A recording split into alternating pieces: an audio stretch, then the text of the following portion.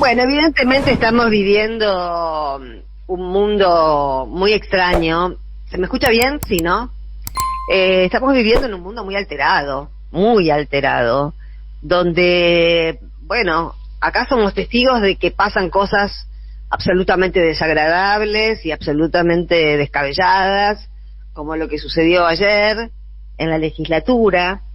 Pero, por ejemplo, hoy estaba leyendo a la tarde que en el US Open, ese torneo de tenis que se lleva a cabo en Nueva York, yo les aclaro que no soy seguidora de tenis, ni sigo el US Open, ni nada por el estilo, pero me llamó la atención porque hay un jugador que está, creo que octavo en el ranking, que es un alemán que se llama Zverev, y que hoy hizo parar los octavos de final, porque desde la tribuna un compatriota suyo le gritó Deutschland über alles, Alemania por sobre todo, que es la letra, digamos la línea más famosa del himno nazi.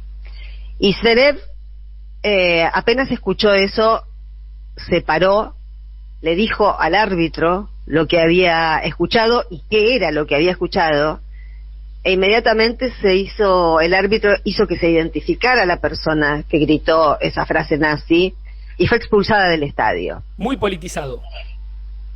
Antes estas noticias no nos llamaban tanto la atención porque durante mucho tiempo había incidentes como este, pero ahora, en los tiempos que están transcurriendo, ¿cómo no leer en esa anécdota del US Open algo imitable, ¿no? Algo que uno dice, bueno, por lo menos de algún lado los echan, aunque sea de un partido de tenis, porque resulta que ahora se queden los dueños del Capitolio, se quedan los dueños de hay un empoderamiento de lo que durante mucho tiempo y por un consenso no escrito global, porque 6 millones de muertos, y también 6 millones es como decir 30.000, a lo mejor fueron 8, a lo mejor fueron 5,5, pero es un parámetro, es un volumen, una dimensión del mal, y 6 millones de muertos a cargo de una ideología que promueve la supremacía racial, y que es mentira que promueve la supremacía racial, porque Hitler no estaba pensando en los alemanes cuando hablaba de la raza superior. A Hitler le hubiese encantado que los alemanes fueran medio metro más altos de lo que eran, le hubiesen encantado que fueran nórdicos, que fueran finlandeses, daneses, pero eran alemanes. Y así todo, se comprobó que cuando en la coctelera entran determinados ingredientes, puede pasar cualquier cosa. Evidentemente nosotros estamos en esta época rara del mundo, de un mundo en guerra, de un mundo con el orden general en disputa, un mundo que ya es multipolar y sin embargo uno de sus polos de poder insiste en lugar de aceptar la realidad y competir, o no son capitalistas. En el capitalismo se supone que la competencia es una conducta común. Bueno, pero este es un capitalismo raro, y yo creo que ahí está la madre del borrego. En este capitalismo que le decimos anarcocapitalismo, le decimos fascismo, le decimos de diferentes maneras. Bifo Berardi le dice semiocapitalismo, por ejemplo, porque él desarrolla, estuve repasando un libro muy interesante del 2007 donde se adelantan muchas de estas cosas, y que tienen que ver con este desconcierto que tenemos todos, porque todos nos estamos preguntando lo mismo: ¿cómo hablarle a alguien que votó a Milei? Si no entra en razón, por supuesto que hay gente que votó a Milei que entra en razones, es más, hay mucha gente que votó a Milei que está aterrorizada con lo que votó, pero y conozco muchos casos, lo cual no quiere decir que esté segura de que todo eso se va a desinflar, porque lo que no sabemos, que es la misma intriga que teníamos antes de las PASO, es cuántos argentinos y argentinas siguen teniendo una subjetividad que nosotros desde este lado del micrófono y desde allá que ustedes están escuchando compartimos, porque yo hablo y ustedes me entienden, y ustedes me mandan mensajes y yo entiendo lo que me quieren decir, entiendo si estoy de acuerdo, entiendo si estoy en desacuerdo, entiendo cuando hay un eufemismo, entiendo cuando hay agresividad, es decir, ¿qué es lo que nos permite entendernos y más o menos ir calibrando nuestros vínculos? Hablo de la radio, pero podemos hablar de cualquier otro tipo de vínculos personales, de vínculos políticos, de vínculos entre dos personas o de vínculos entre millones de personas. Y el mundo ha funcionado siempre en base a un código que comparte la mayoría de la población, por no decir toda la población, que es el lenguaje. Algunos lo manejan muy bien, otros rudimentariamente, algunos lo pueden dominar, controlar, porque la escritura tiene que ver con el control del lenguaje. No para mí, no, esa es mi idea, tampoco es palabra santa, pero para mí no es justamente descontrolar, sino tener control sobre la lengua de manera que uno pueda expresar lo que verdaderamente quiere decir. Si uno no domina el lenguaje, si uno no sabe bien el significado de las palabras, bueno, tenemos a Patricia Bullrich describiendo ese sistema holístico que van a hacer para ocuparse de todas las partes del ser humano. ¿Escucharon? Jorge, vos me mandaste un video de un tiktokero que la dobló, y sí, es meme, porque no tiene ni idea de lo que está diciendo. Y porque yo no sé si no tienen ni idea, pero ese es un ejemplo de un tipo de comunicación guiada, coacheada, y hay algunas cuestiones que me parece que estaría bien que se pusieran en debate, sobre todo esto de la subjetividad de lo que Berardi, que es un académico raro Berardi, no es así él participó del Mayo francés, ha tenido muchas iniciativas de comunicación muy novedosas, radios, revistas, que son leyendas, y es un estudioso del conocimiento, ¿no? De la cognición. Y lo que él analiza en ese libro, que se llama Posalfa, habla de la generación posalfabetizada, ¿no? De la posalfabetización del mundo, que es esta etapa en la que ha entrado de lleno la comunicación digital y se superpone a la comunicación analógica. Nuestro lenguaje, nuestra manera de comunicarnos, a lo mejor ustedes están escuchando esta voz a través de un dispositivo digital. Los dispositivos están para ser usados, pero cada dispositivo, cada soporte tiene su propia lógica, y el mundo digital ha entrado tan de lleno en nuestras vidas que muchas veces y muchos, y me incluyo en muchos momentos y en situaciones cotidianas, los que estábamos acá, que ya estábamos acá cuando llegó la era digital, que tuvimos una vida previa a la era digital. Yo me pasé como 25 años trabajando en redacciones con máquina de escribir.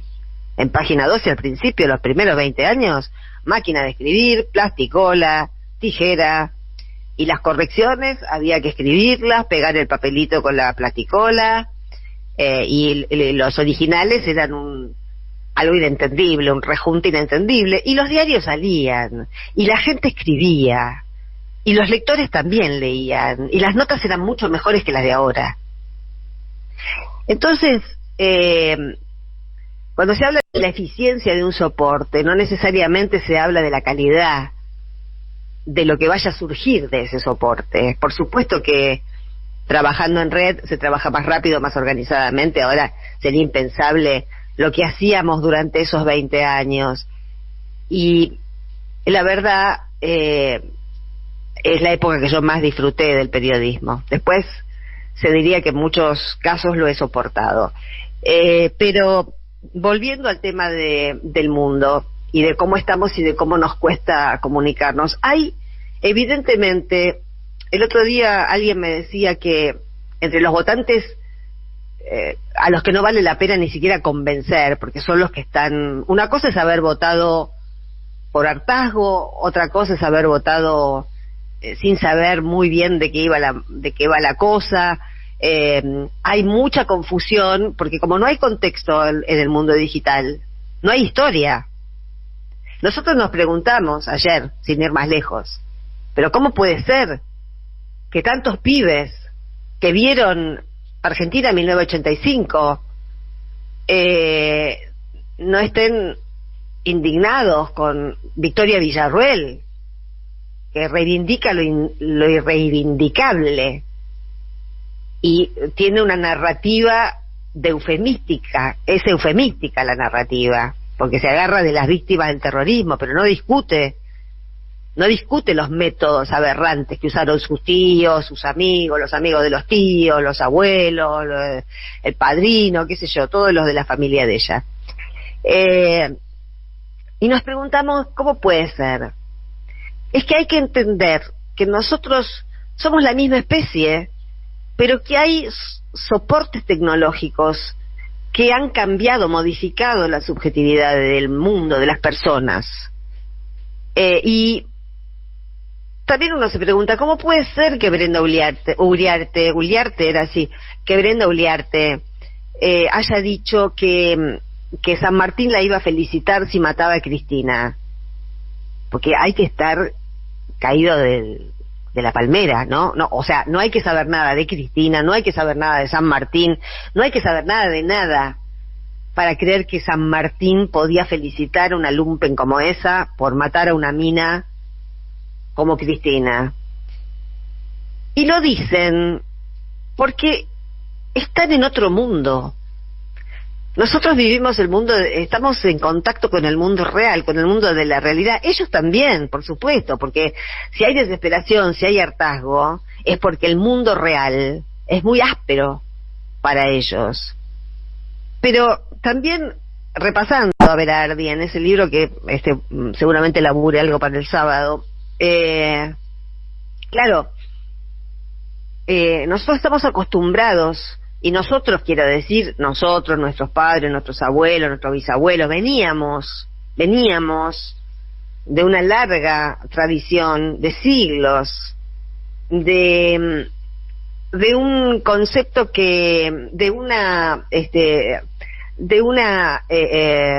subjetividad que asociaba precisamente el cambio, la libertad, la juventud, a la lucha de clases. Ese era fue el meollo de todas las luchas del siglo XX, de las luchas emancipatorias, ¿no? De las luchas de todas las latitudes del mundo, en las que hubo un pueblo que en algún momento dijo basta, o votó a alguien que no era esperable votar, o hizo una revolución, o intentó hacer una revolución que fue sofocada, lo que fuere. El tema es que los de arriba y los de abajo, en esa pirámide que tenemos tan vista, y que muchas veces nos ha ejemplificado, claro, nosotros vemos claramente cómo durante todo el gobierno de Macri, y durante todo este gobierno, con menor intensidad, toda la riqueza ha ido a parar a la punta de la pirámide. Y nosotros que estamos en la base, ni noticias del crecimiento, ni noticias. Si es que se crece, como ahora, en el gobierno de Macri se creció mucho menos, pero si es que se crece, no estamos ni enterados, acá no derramó nada. No es ninguna novedad, porque nunca derrama nada. Fue un error de este gobierno creer que se podía creer por algo. Cristina hace 3 años que estaba diciendo que no se la lleven 5 vivos, que no se la lleven 5 vivos, porque cuando Cristina recién asumió, dijo algo que a mí me llamó mucho la atención, y después durante los años lo fui tratando de profundizar, ¿no? Ella decía, yo no soy posmoderna, yo soy moderna. Bueno, en la modernidad quedó la historia. En la posmodernidad, en los billetes salían elefantes, horneros, o cosas. Me estoy pasando de tiempo. Bueno, porque yo de esto podría hablarles 1 hora y media. Cuando me engancho a hilar, tenía 2 o 3 cosas más para comentarles, pero el tema me apasiona. Bueno, lo vamos a ir comentando en fragmentos, pero es muy importante entender que hay una subjetividad de los mileístas, de los de la Revolución Federal, de toda esa gente que está muy metida, que son inanalizables, digamos, no tienen inconsciente, tienen el inconsciente estallado. Hay otra cantidad de gente que tal vez pueda entrar en razones y pensar en su propia conveniencia. Si es que no quiere pensar en la conveniencia de los demás, puede pensar en la propia. Esas formas de lenguaje hay que analizarlas. Y un último dato y ya termino. Una de las cosas que decía Berardi es que no se puede entrar a la subjetividad digital por el lado de la razón, porque están bloqueados. Que la única manera de entrar en contacto con esa sensibilidad digital es la sensibilidad. Tengámoslo en cuenta. Después por ahí seguimos desarrollando este concepto que yo creo que es clave. Ya venimos.